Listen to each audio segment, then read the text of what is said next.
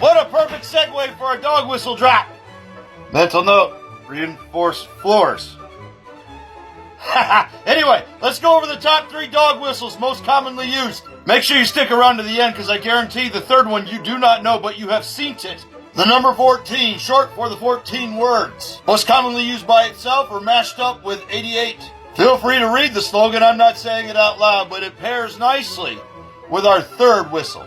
The 88 is alphanumeric code. A equals 1, B equals 2, H equals 8. They use alphanumeric code frequently. It means that. It means that. And it's these 2 sets of numbers that are most commonly used in screen names, email addresses, all kinds of stuff.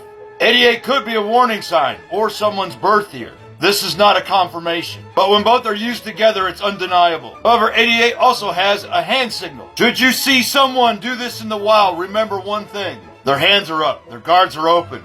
Fire a ham hock right down the middle. It's not uncommon to see in graffiti as well. It's not always used in a left to right fashion. And it's used by almost every single group in some way, shape, or form. Like these nature lovers here. Notice the nature. They choose to separate it with a sig rune, which can also be another whistle. And this giant black sun right here.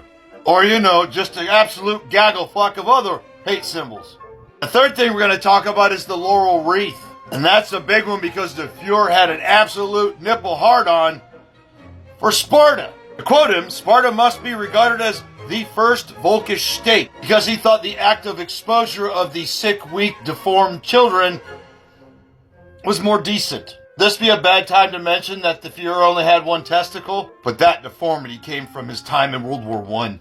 In fact, he loved Sparta so much, he made all the school kids learn about it. So he had a book commissioned that officially translates into Sparta, the life struggle of the Aryan master race.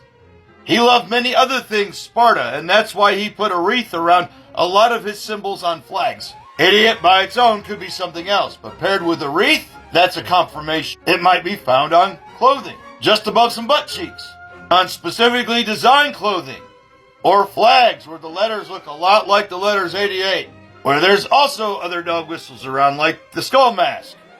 Sometimes means the Totenkopf. And there you have it, the top 3 most commonly used dog whistles by modern day alt-right.